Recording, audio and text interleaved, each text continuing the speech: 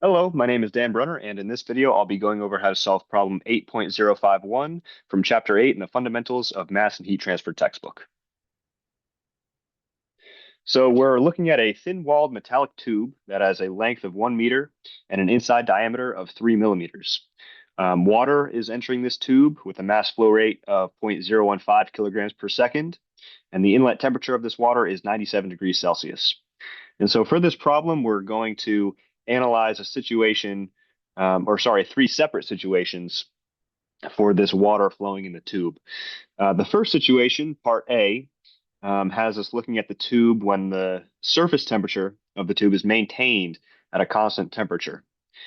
In part B, we have the tube surrounded by a 0.5 millimeter thick layer of insulation, and the outside surface of the insulation is maintained at a constant temperature. In the final situation, part C, where we are analyzing the same system as part B, we have insulation covering this tube, but instead of being maintained at a constant temperature, the insulation is allowed to exchange heat via free convection with the ambient air. We're given the temperature and convection coefficients of that ambient air. So we're given the length of the tube, the diameter of the tube, the mass flow rate. Due to the law of conservation of mass, we can say that the outlet flow rate is equal to the inlet mass flow rate. And we're also given the inlet temperature of the water. Again, we're analyzing these three unique situations with the tube and the water flowing through it. So to help us solve this problem, we'll be making a few assumptions, including that the fluid velocity is constant. There's negligible net radiation heat transfer. There are constant insulation properties for the parts of this problem that require us to analyze the tube with insulation. The pipe is smooth, so there are no friction effects as the water moves through the tube. We're analyzing the water at the mean temperature between the inlet temperature and the surface temperature of the tube. And at that temperature, all of the properties that we need can be found from table A4. We're also looking at a thin-walled tube. So conduction through the tube isn't going to be considered.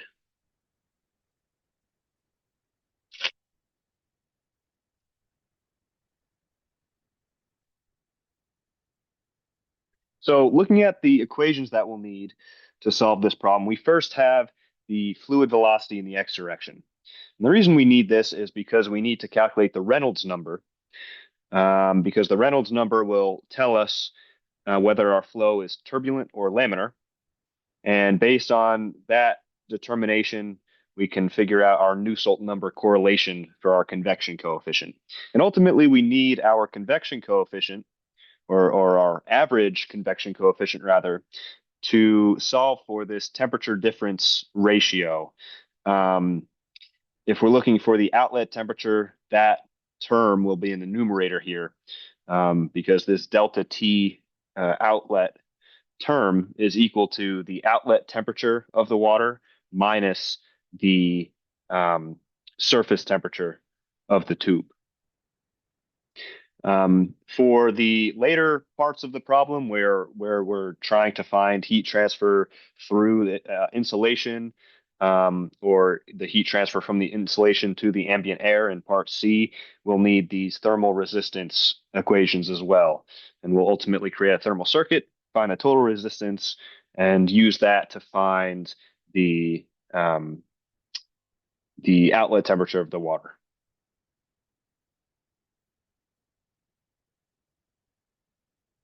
So before we begin with part A, we can look at the Reynolds number. And so, like I said before, we need to calculate the fluid velocity. So going through and substituting in the appropriate values for these variables in this equation that was given on the previous slide, we end up with a fluid velocity of 2.16 meters per second. And because we assume that the tube is um, a constant diameter and also frictionless, that fluid velocity is constant throughout. With that velocity, we can then solve for the Reynolds number, and we get a very large Reynolds number, much greater than the threshold value.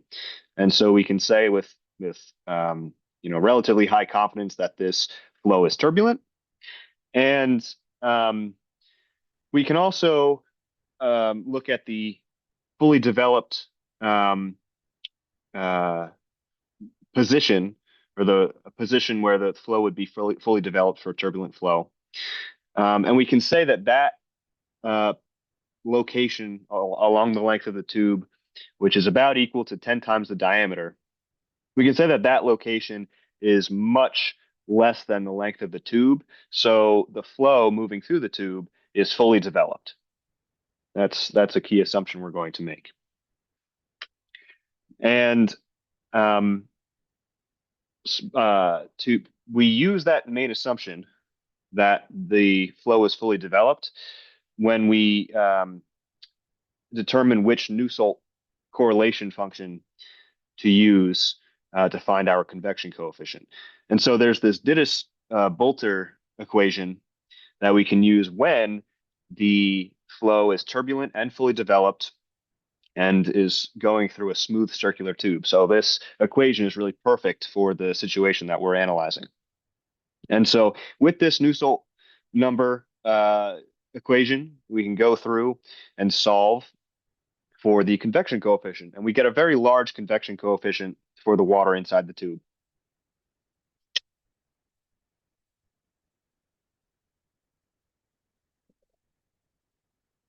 So with that convection coefficient, we can then substitute that into our equation up here, this temperature difference ratio, and we get that the outlet temperature of the water for this specific scenario is 308.1 Kelvin.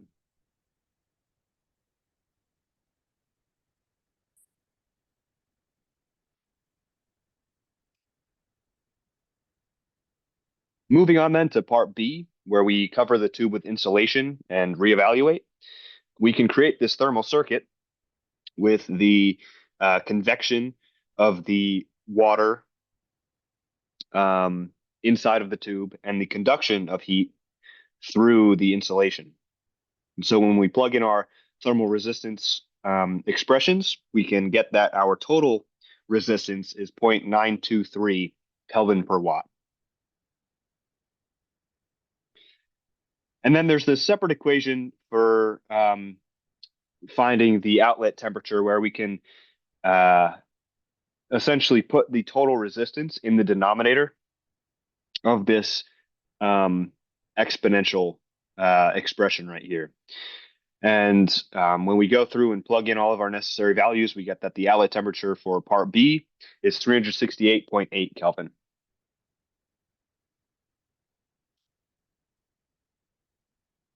And then finally, looking at part C, we have an extra layer of complexity added to the problem. We have, instead of the insulation being maintained at a constant surface temperature, we have the insulation transferring heat to ambient air via free convection.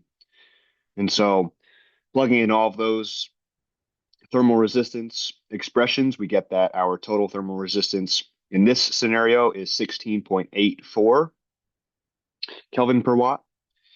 And again, using the same equation that we used for part B, we can go ahead and say that the outlet water temperature is 369.9 Kelvin.